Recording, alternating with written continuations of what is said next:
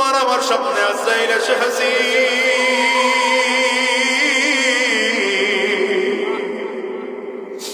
আজরাইল যখন জানটারে কবজ করে নিয়ে গেল, এইবার তুমি আর আমি বড় একা। তোমার আমার দামি বাড়ি নাই, দামি গাড়ি নাই, টাকা নাই, পয়সা নাই, সম্মান ইজ্জত কোনো কিছুই তোমার আমার সাথে নাই। এবার ধরাধরি করিয়ে তোমাকে ঘরের ফ্লোরের মধ্যে নামাইয়া ঘরের চাটাইটারে বিছাইয়া চিৎ করে লম্বা করে শোয়াইয়া দিল। আর এই ঘরের পুরাতন চাদর দিয়ে ডেকে দিল। হায়রে হিসাব দিলে করে যুবক কত মানুষ এসে কান্না করে, সন্তান এসে বাবা বাবা বলে বলে ডাকে। আরে আত্মীয় স্বজনরা সব এসে বাড়ি ঘর পড়ে গেল, তুমি আর আমি জবাব দিতে পারি না, তুমি আর আমি বড় একা। এবার নিজের হিসাব একটু নিজের মিলাও। একদম লোক চলিয়া গেল বাজার থেকে বড়ই বাদাম গরম পানি করার জন্য, একদম লোক চলিয়ে গেল বাজার থেকে কাফনের কাপড় কিনে আনার জন্য, একদল লোক চলিয়ে গেল সাবান কিনে আনার জন্য, আর একদল লোক চলিয়ে গেল ওই বাগানের কিনারায় চারিদিক থেকে কাপড়ের ঘেরাও করিয়া তোমারে আমার ধরা ধরে করিয়া বাগানের কিনারায় নিয়ে যায়। বাগানের কিনারায় নিয়ে সুন্দর করে যত্ন সহকারে ডলিয়া ডলিয়া গোসল করাইয়া বাজার থেকে কিনে আনা সাদা কাপড়টারে বিছাইয়া তোমারে আমারে বড় যত্ন সহকারে প্যাকেট করা। মাথার মধ্যে একটা বান দিল, পায়ের মধ্যে একটা বান দিল, কবরের মধ্যে আর একটা বান দিয়ে দিল। এইবার তাকিয়ে দেখো গোটা দুনিয়াটা মিথ্যা। এই দুনিয়ার ক্ষমতাও কাজে লাগলো না, এই দুনিয়ার সম্পদও কাজে লাগলো না। এই দুনিয়ার মানুষ তোমার আমার লাশটারে ধরাধরি করিয়া কাটিয়াটার মধ্যে উঠাইয়া এমন কোন মাঠে নিয়ে আইসা ঘরে তোমাকে আমাকে ধরাধরি করিয়া জানাজা না পড়াবে। ইমাম দাঁড়ায় যাবে জানাজা ইমামতি করার জন্য, জানাজা কমপ্লিট করাইয়া কাদের মধ্যে নিয়ে কবরের দেশে নিয়ে রওনা হবে।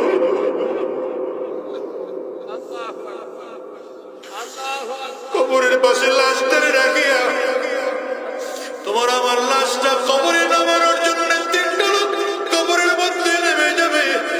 একজন তোমার আমার মাথায় ধরবে, একজন পায়ে ধরবে, একজন মাথার হাতের মধ্যে ধরবে, আরে তিনটা লোক ধরাধরি করিয়া কবরের মধ্যে নামাইয়া মাথার বান খুলে টপ করে লাফ দিয়ে কবর থেকে উঠে যাবে। পায়ের বানটা আর একজন খুলে কবর থেকে উঠে যাবে, মাথার বানটাও খুলে কবর থেকে উঠে যাবে। এবার একটা একটা করে বাঁশ বিছায়, এবার হোকলা অথবা চাটাই বিছাইয়া কবরের চাপ মাটির চাকাগুলো দিয়ে কবরের উপরে জোরে জোরে চাপটা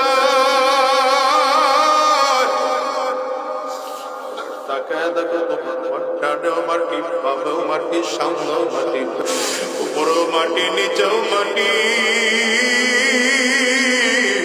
চারিদিকে মাটি আর মাটি। সবাই গিয়া ঘরে বাতি জ্বালাবে, তোমার আমার ঘরে কেউ কবরে এসে বাতি জ্বালাবে না, বরং তোমার আমার দিকে লক্ষ্য করে খবর বারবার বারবার করে বলে আনা বাইতুল যুলমা আনা বাইতুল ওয়াহদা আনা বাইতুত তুরাব। কবর বলে আমি বড় একা একের ঘর, আমি বড় অন্ধকার ঘর, আমার কাছে সাথী নাই, বাতি নাই, দুনিয়ার কোনো কিছুই নাই, আমি কবর শুধু চিনি আমল। কবর বলে যদি ভালো আচরণ করতে পারো আমি কবর ভালো আচরণ করব, আর যদি ভালো আমল করে আসতে না পারো এ কপাল পোড়া আমার টানেও মাটি, বামেও মাটি, সামনেও মাটি, পেছনেও মাটি, উপরেও মাটি, নিচেও মাটি, আমি কবর মাটিগুলো একত্রিত হইয়া গুনাহগারের লাশ থেকে এত জোরে চাপ মারব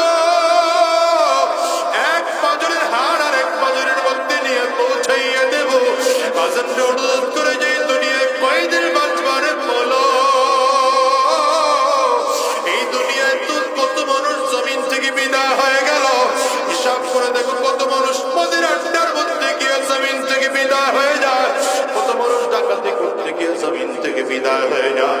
আবার কত কপালওয়ালা মানুষের মরণ কাবার চত্বরে হয়, কত কপালওয়ালা মানুষের মরণ নবীর রওজার পাশে হয়।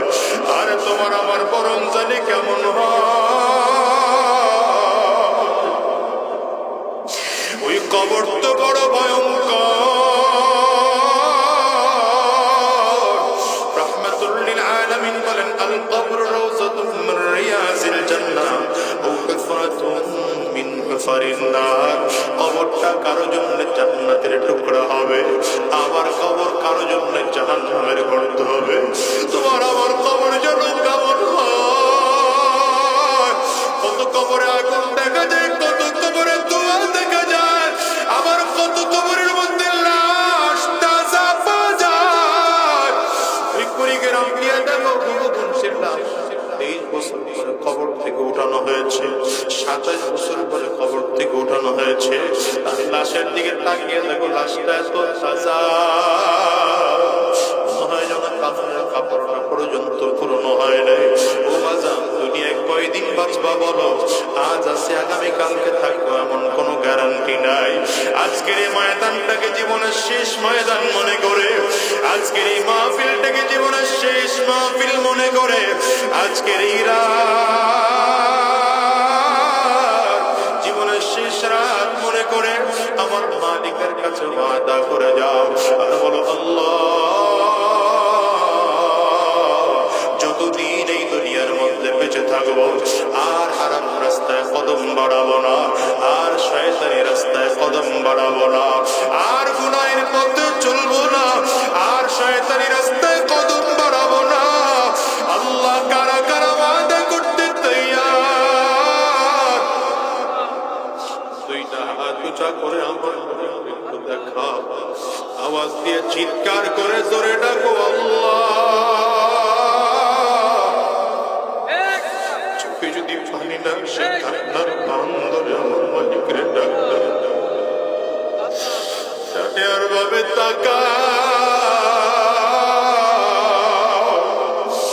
তাকিয়ে দেখো কার চোখের কোটায় পানি।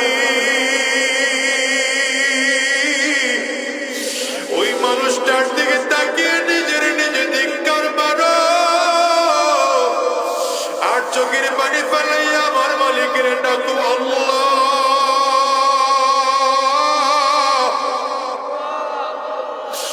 দুনিয়ার ঘরে আগুন লাগলে যেমন পানি ছড়া নিভানো যায় না, ওই কবরে যে জাহান্নামের আগুন,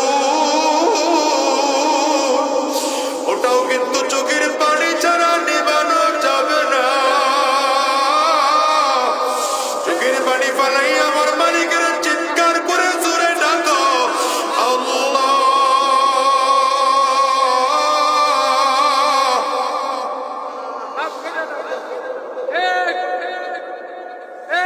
সকলেরই দরজা হইতে আল্লাহ ফিরিয়া তোমারি দরওয়াজার রইলা করিয়া। আল্লাহ সবাই মিলে ওয়াদা করলাম আর হারাম রাস্তায় চলবো না, শয়তানি রাস্তায় কদম বাড়াবো না, গুনাহের পথে আর চলবো না। আল্লাহ, তুমি কবুল করে নাও, কবুল করে নাও, কবুল করে নাও। চিৎকার করে বলো আমিন। আওয়াজ দিয়া জবান করে বলো, আল্লাহুম্মা আমিন। উলাইকা কাল আনআম বাল হুম আদাল, উলাইকা হুমুল গাফিলুন।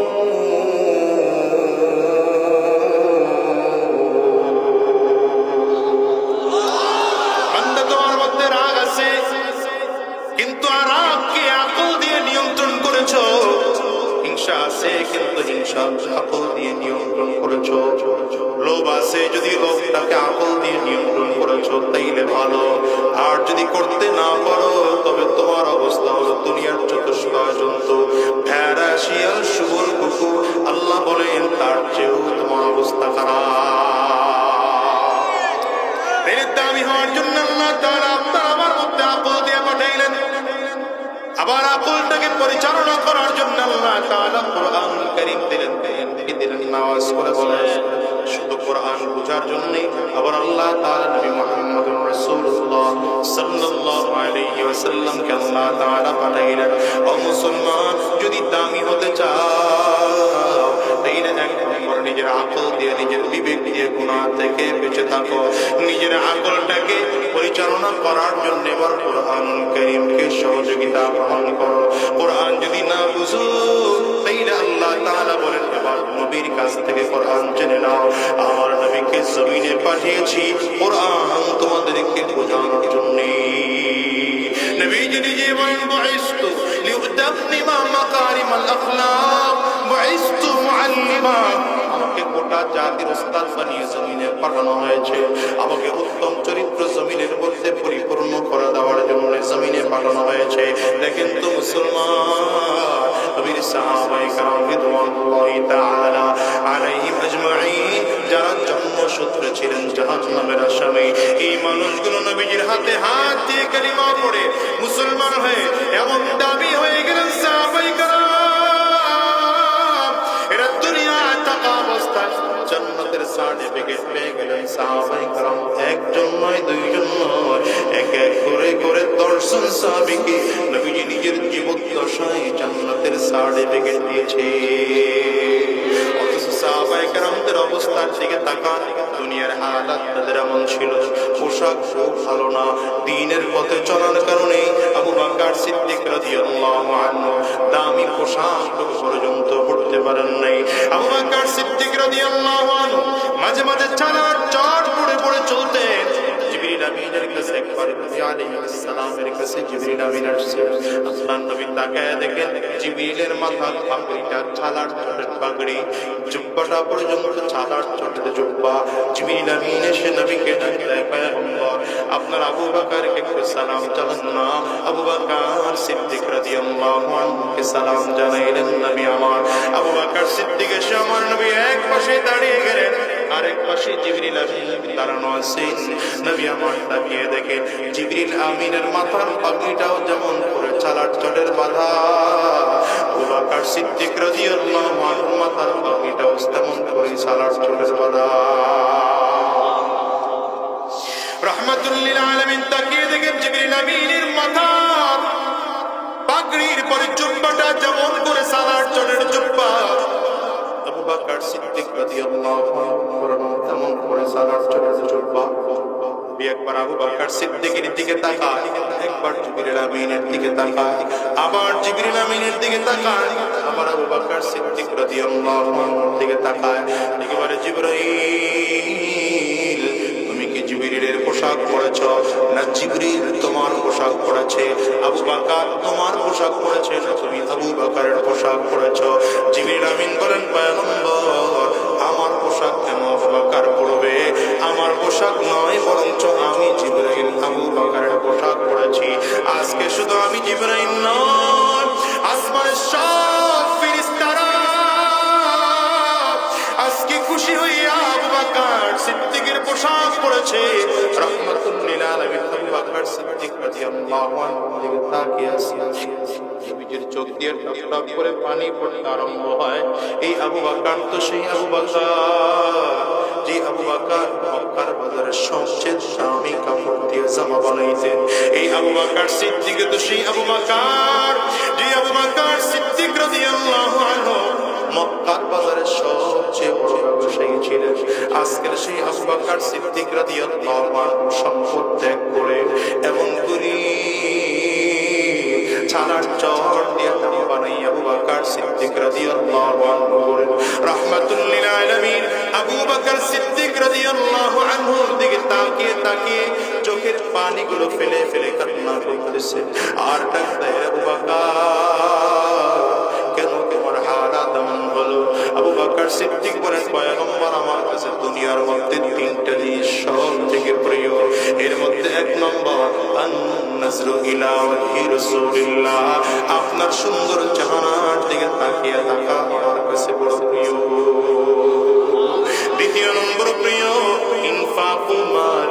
মাওলানা রাসূলুল্লাহ, আমার যত সম্পদ আছে সব সম্পদগুলো আপনার জন্য খরচ করা আমার কাছে প্রিয়। 3 নম্বর গো পয়গম্বর, আমার কাছে 3 নম্বর প্রিয়, আমার একটা বাচ্চা মেয়ে আছে, আমার বারবার করে মন চায় মেয়েটাকে আপনার কাছে বিয়ে দেব। ও দুনিয়ার মুসলমান জানো, রাহমাতুল লিল আলামিন কোন জবাব দেন না, হ্যাঁ বলেন না, নাও বলেন না, কি বলবেন আমার নবী? যদি হ্যাঁ বলেন তাইলে মাত্র 6 বছর একটা বাচ্চা মেয়েকে আমার নবীর বিয়ে করালো।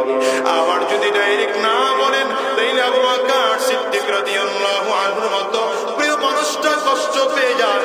রাহমাতুল লিল আলামিন চুপচাপ করে বসা আছে, হঠাৎ করে তাকিয়ে দেখেন জিবরিল আমিন আসমান থেকে নাযিল হলো, আমার নবীর সামনে দাঁড়ায় বলেন পয়গম্বর, আসমান থেকে আল্লাহ তাআলা একটা রেশমি রুমাল দিয়ে পাঠিয়েছে, এই রেশমি রুমালটার মধ্যে নাকি একটা মেয়ের ছবি আছে।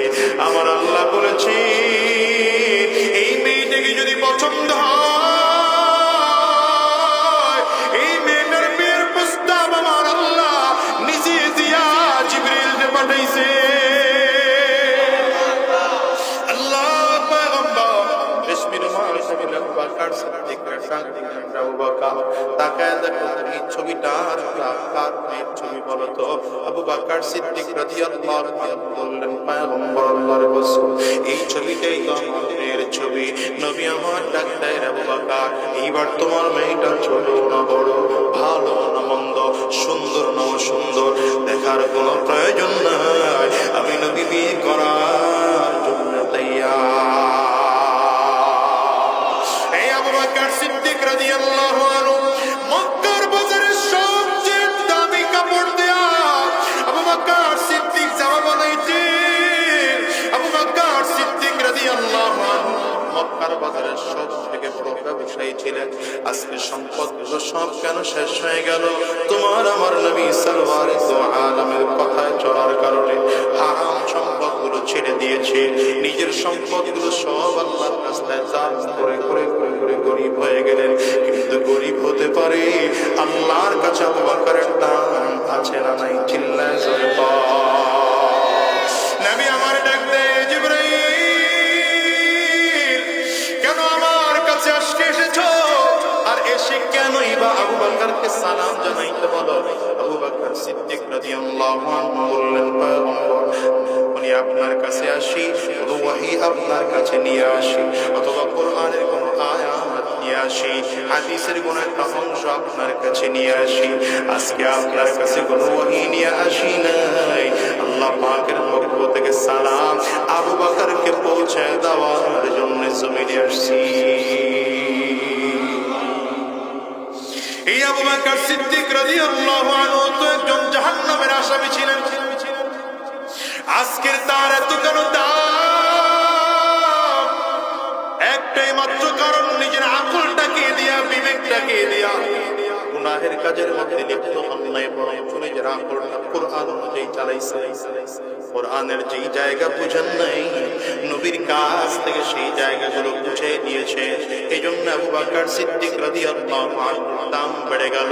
রাহমাতুল লিল আলামিনের জন্যই তো বলেন, ইন্নী লাআরাফু রাজুলান বিইসমিহি ওয়া বিইসমি আবিহি ওয়া উম্মিহি লা ইয়াতি বাবান মিন আবওয়াবিল জান্নাহ ওয়া ইউকালু লাহু মারহাবান মারহাবা। নবী আমার ডেকে বলেন, এই সাহাবায়ে কেরাম শোনো, আমি এমন একজন লোকের নাম জানি, তার বাবার নামটাও জানি, মায়ের নামটাও জানি, আমি নবী বংশ পরিচয় তার ভালো করে জানি।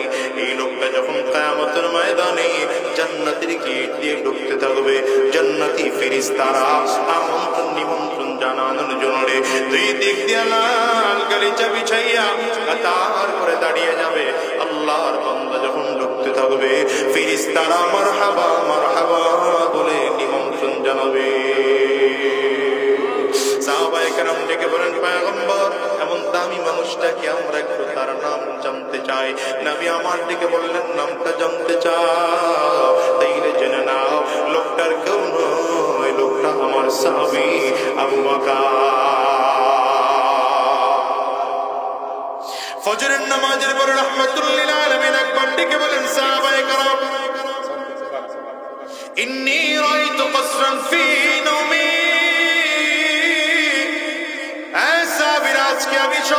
মধ্যে একটা দামি বিল্ডিং দেখলাম। দামি বিল্ডিংটা 4টা দেওয়াল দিয়ে তৈরি করা হয়েছে। নবী আমার বলেন এর মধ্যে একটা বিল্ডিং, একটা দেওয়াল তৈরি করা হয়েছে স্বর্ণ দিয়া, একটা দেওয়াল তৈরি করা হয়েছে মণি মুক্তা দিয়া, একটা দেওয়াল তৈরি করা হয়েছে জবরদস্ত পাথর দিয়া, একটা দেওয়াল তৈরি করা হয়েছে ইয়াকুত পাথর দিয়া। এই দেওয়ালগুলোর গাঁথনি করতে গিয়ে মাঝখানে কোনো বালু আর সিমেন্ট ব্যবহার করা হয় নাই, মাঝখানে ব্যবহার করা হয়েছে মিশক আর আম্বর। নবী আমার ডাক দেয় এত সুন্দর বিল্ডিং তৈরি করতে গিয়া শেষ সময় বানানো হয়েছে নিচের ফ্লোরটা বানানো হয়েছে জাফরান দিয়া। নবী আমার ডেকে ডেকে বলে এত দামি বিল্ডিং দেখা জিজ্ঞাসা করলাম লিমান হাদা, এত সুন্দর ঘরটা কার? একজন এসে বললেন ফাতান মিন কুরাইশ, এটা কুরাইশ বংশের একজন যুবক। নবী আমার দিকে বলেন জানান্তু ইন্নী মিন কুরাইশ ওয়া ইন্নাহু লি, মনে মনে চিন্তা করলাম আমিও তো কুরাইশ বংশের একজন যুবক, তাইলে মনে হয় জান্নাতের বাড়িটা আমার জন্য বরাদ্দ করা হয়েছে। নবী আমার ডেকে বলেন এক কদম চিন্তা করে কদম সামনে বাড়াইলাম, হঠাৎ করে আল্লাহর ফেরেশতা এসে সামনে দাঁড়িয়ে ডেকে বললেন পয়গম্বর এই বাড়িটা আপনার নয়, এ বাড়ি আপনার সাহাবী ওমরের। আল্লাহু আকবার, চিৎকার করে আওয়াজ করে বল। নবী আমার ডাকতে উসমান ইন্না লিকুল্লি নাবিয়্যিন রাফীকুম ফিল জান্নাহ ওয়া আনতা রাফীকি ফিল জান্নাহ ইয়া উসমান। এরে উসমান, সব নবীদেরকে জান্নাতের মধ্যে একজন সঙ্গী দেওয়া হবে, সাথী দেওয়া হবে, বন্ধু দেওয়া হবে। জান্নাতের মধ্যে আমি নবীর বন্ধু আর সাথী আর সঙ্গী যে হবে সে আর কেউ নয়, সেই হবে ওসমান। নবী আমার ডাকতে আলী, জান্নাতের মধ্যে আমি নবীর বাড়িটা যেখানে হবে আমার বাড়ির বরাবর সামনেই থাকবে তোমার ভাই হযরত আলী রাদিয়াল্লাহু আনহু। বলেন পয়গম্বর আমার বাড়িটা আপনার বাড়ির সামনে হবে না পিছনে হবে, আমার জানার সেটা বেশি প্রয়োজন না, আমার জানার সব থেকে বেশি দরকার পয়গম্বর আমার বাড়ি বসে জান্নাতে থাকা অবস্থায় যদি আপনার চেহারা দেখতে মনে চান, কারণ দুনিয়ায় থাকা অবস্থায় একটু মনটা খারাপ হয়ে গেলে আপনার চেহারা দেখতে মনে চায়, আপনার চেহারার দিকে তাকাইলে দিলটা ভালো হয়ে যায়, মনটা ভালো হয়ে যায়। ওগো নবী আমার জান্নাতের মধ্যে থাকা অবস্থায় যদি আপনার চেহারা দেখতে মনে চায়, মনে চাইলে আপনার চেহারা দেখা যাবে নি। রাহমাতুল লিল আলামিন বললেন রে আলী, জান্নাতের মধ্যে তোমার বাড়িটা আমার আল্লাহ আমার সুন্দর করে সিটিং আর ফিটিং করে দিবে, জানালার পর্দাগুলো সরিয়ে দিবা, দরজার পর্দাগুলো সরিয়ে দিবা, সরিয়ে দিতে দেরি হয় আমি নবীর চেহারা দেখতে দেরি হবে না।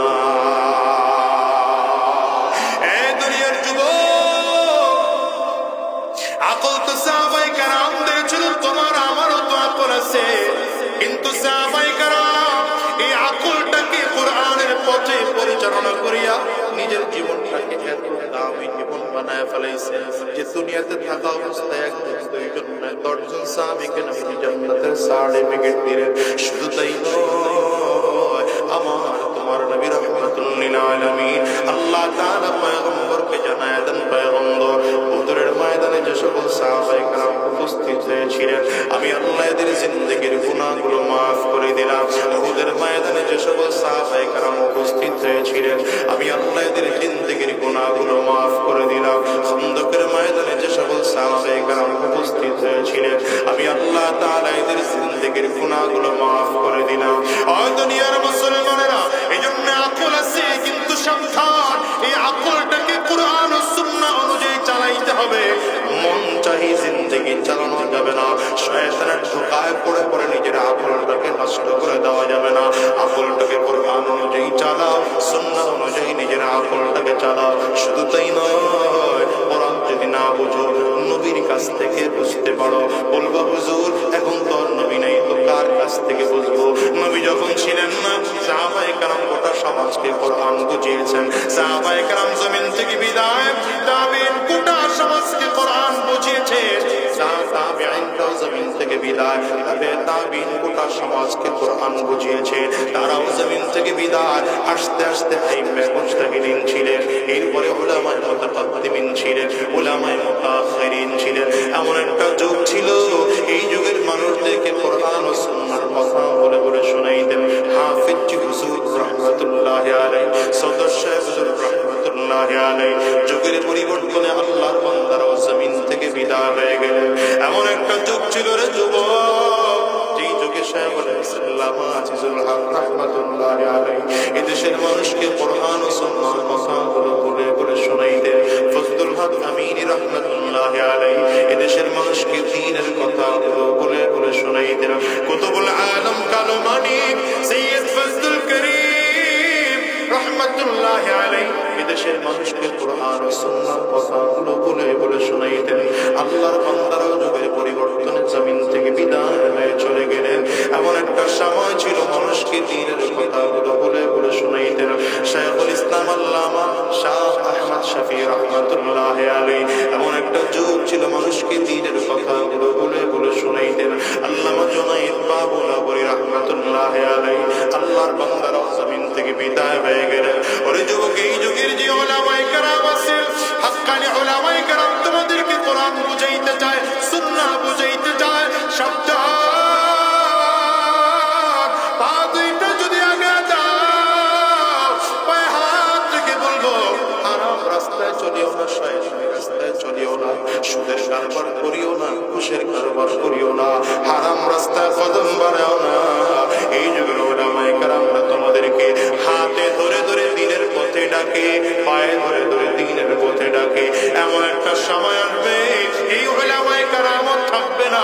যুগ আস্তে আস্তে আস্তে আস্তে এমন হয়ে যাবে, টোটাল সমাজ থেকে উলামায়ে কেরাম জমিন থেকে বিদায় হয়ে যাবে, সমাজটা আলেম শূন্য হয়ে যাবে।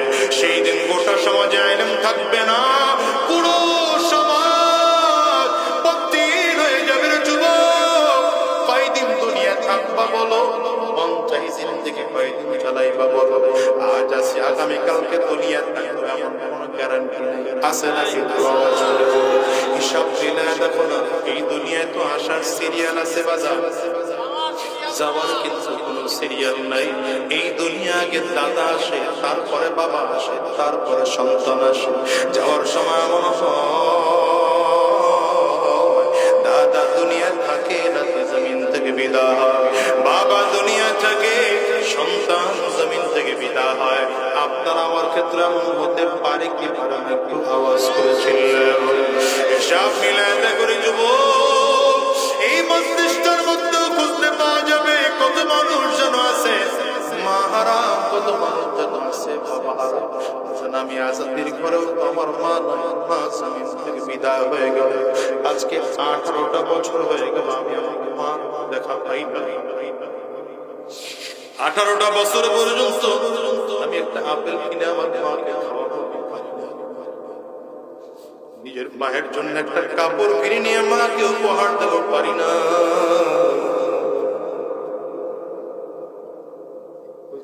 বুঝতে পাওয়া যাবে মানুষ কতজন আছে, কত মানুষ যেন এখানে আছে, যেই মানুষগুলোর ঘরে মা নাই, বাবা নাই, আছে না? আওয়াজ করে বলে জানরে আমি আজাদির মতো কার কার করে আপনাদের চা করে দেখা, কার কার করে বাবা নাই, দুইটা হাত একটু চা করে দেখা, হাতগুলো করে দেখেন। যুবকের তাকায় তাকায় দেখো, এই যুবক এই মানুষগুলোর চেহারার দিকে একটু তাকাও। কত মানুষ হাত তুলেছে, এদের কারো ঘরে মা নাই, কারো ঘরে বাবা নাই, ঘরে আব্বা আব্বা দুইজন নাই রে বাসা। এই মানুষগুলোর চেহারার দিকে তাকায় দেখো, এদের কারো চক্ষু দুইটা লাল হয়ে গেছে, কারো চোখ দিয়ে পানি পড়তেছে, কারো চোখের মধ্যে পানি জমে গেছে। যুবক আজকের মাহফিলটা শেষ করে বাসায় যাইবা, দরজার মধ্যে টোকা লাগাইবা, তোমার দরজা খুলবে, মানুষগুলোর চেহারাটা তাকায় দেখো। মানুষগুলো বাসায় গিয়া দরজার মধ্যে টোকা দিলে তাদের মা দরজা খুলবে না।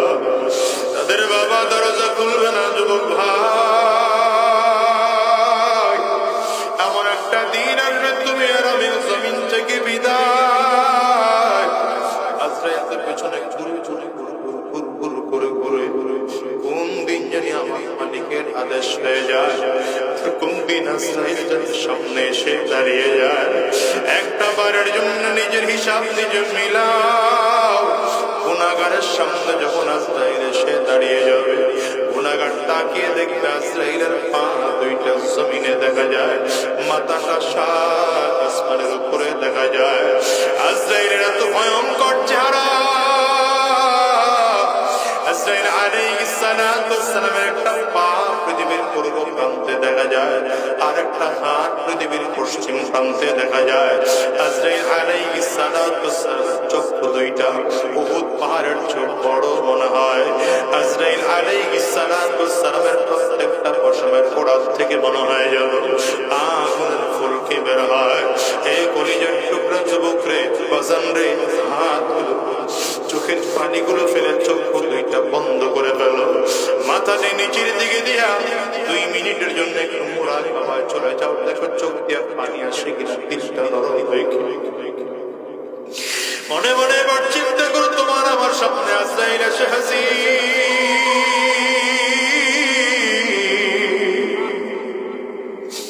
আজরাইল যখন জানটারে কবজ করে নিয়ে গেল, এইবার তুমি আর আমি বড় একা।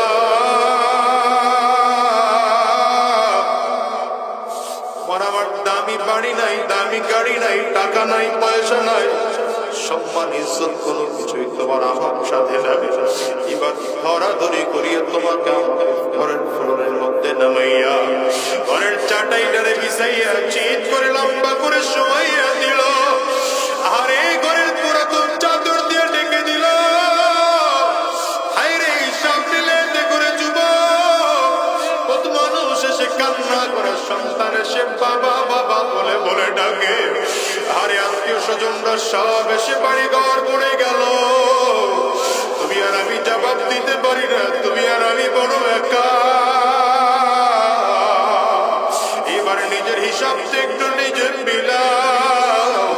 একদল লোক চলিয়া গেল বাজার থেকে বড়ই বাদাম গরম পানি করার জন্য, একদল লোক চলিয়ে গেল বাজার থেকে কাফনের কাপড় কিনে আনার জন্য, একদল লোক চলিয়ে গেল সাবান কিনে আনার জন্য, আর একদল লোক চলিয়ে গেল ওই বাগানের কিনারায় চারিদিক থেকে কাপড়ের ঘেরাও করিয়া তোমারে আমার ধরা ধরে করিয়া বাগানের কিনারায় নিয়ে যায়। বাগানের কিনারায় নিয়ে সুন্দর করে যত্ন সহকারে ডলিয়া ডলিয়া গোসল করাইয়া বাজার থেকে কিনে আনার সাদা কাপড়টারে বিছাইয়া তোমারে আমারে বড় যত্ন সহকারে প্যাকেট করা। মাথার মধ্যে একটা বান দিল, পায়ের মধ্যে একটা বান দিল, কবরের মধ্যে আর একটা বান দিয়ে দিল। এইবার তাকিয়ে দেখো গোটা দুনিয়াটা মিথ্যা। এই দুনিয়ার ক্ষমতাও কাজে লাগলো না, এই দুনিয়ার সম্পদও কাজে লাগলো না। এই দুনিয়ার মানুষ তোমার আমার লাশটারে ধরাধরি করিয়া কাটিয়াটার মধ্যে উঠাইয়া এমন কোন মাঠে নিয়ে আইসা ঘরে তোমাকে আমাকে ধরাধরি করিয়া জানাজা না পড়াবে। ইমাম দাঁড়ায় যাবে জানাজা ইমামতি করার জন্য, জানাজা কমপ্লিট করাইয়া খাটিয়াটা উঠে কাদের মধ্যে নিয়ে কবরের দেশে দিয়ে রওনা হবে।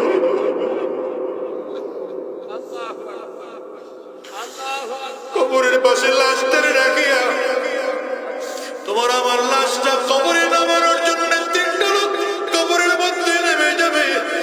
একজন তোমার আমার মাথায় ধরবে, একজন পায়ে ধরবে, একজন মাথার হাতের মধ্যে ধরবে, আর 3টা লোক ধরাধরি করিয়া কবরের মধ্যে নামাইয়া মাথার বান খুলে টপ করে লাফ দিয়ে কবর থেকে উঠে যাবে। পায়ের বানটা আর একজন খুলে কবর থেকে উঠে যাবে, মাথার বানটাও খুলে কবর থেকে উঠে যাবে। এবার একটা একটা করে বাঁশ বিছায়, এবার হোকলা অথবা চাটাই বিছাইয়া কবরের চাপ মাটির চাকাগুলো দিয়ে কবরের উপরে জোরে জোরে চাপতা।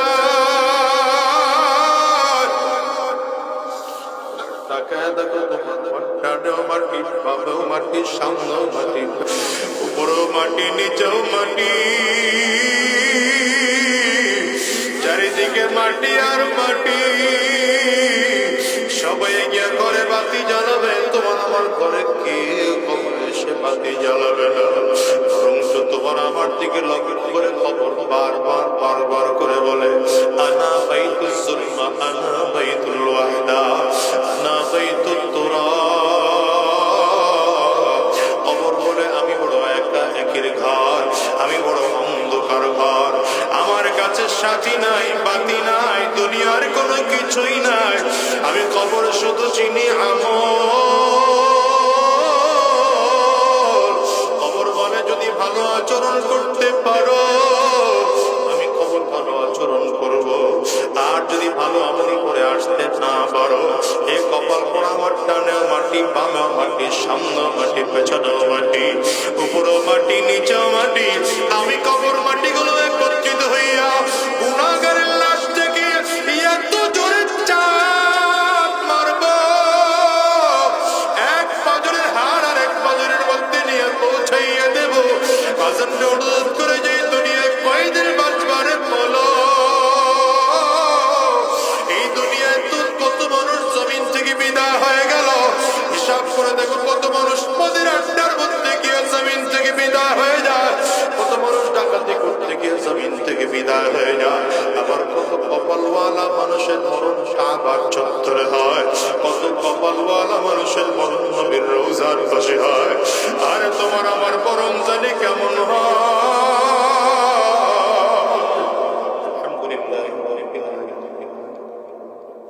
والصلاة والسلام على سيد الأنبياء والمرسلين. ربنا ظلمنا أنفسنا وإن لم تغفر لنا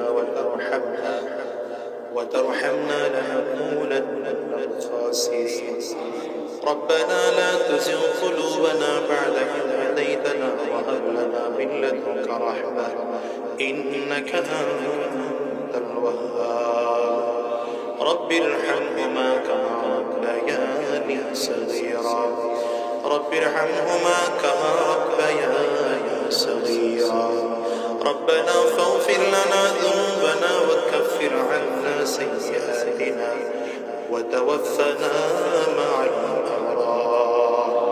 رب العالمين মেহেরবান খোদা, আমাদের জিন্দেগির গুনাহ খাতাগুলো মাফ করে দাও, আমাদেরকে দ্বীন ও ইসলামের জন্য কবুল করে নাও। দুনিয়ার জমিনে যতদিন বেঁচে থাকবো তোমার গোলামি করার তৌফিক দিয়ে দাও।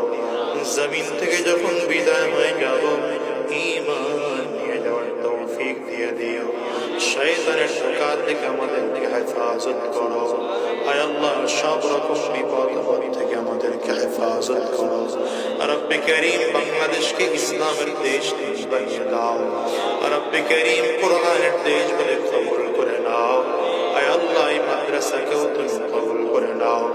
আজকের এই মাদ্রাসা করতে গিয়ে যারা টাকা পয়সা বেতন শ্রম বুদ্ধি দিয়ে সহযোগিতা করলেন, প্রত্যেককে তুমি কবুল আর মঞ্জুর করে নাও।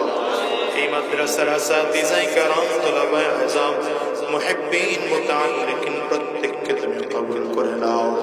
আয় আল্লাহ, আজকের এই মাহফিলকেও তুমি কবুল করে নাও। আমার পর্দার আড়ালের মা বোনদেরকেও কবুল করে নাও। মুরব্বী বাজানদেরকেও কবুল করে নাও। মাসুম বাচ্চাদেরকেও কবুল করে নাও। আয় আল্লাহ, আমাদেরকে দ্বীন ও ইসলামের জন্য কবুল করে নাও। দুনিয়ার জমিনে যতদিন বেঁচে থাকবো তোমার গোলামি করার তৌফিক দিয়ে দাও। জমিন থেকে যখন বিদায় হয়ে যাব ঈমান নিয়ে যাওয়ার তৌফিক দিয়ে দিও। আয় আল্লাহ, আমাদেরকে দ্বীনের পথে চলার তৌফিক দিয়ে দাও। ইসলামের পথে চলার তৌফিক দিয়ে দাও। তোমার গোলামি করার তৌফিক দিয়ে দাও। আয় আল্লাহ, দ্বীনের পথে আমাদের জন্য কবুল করে নাও।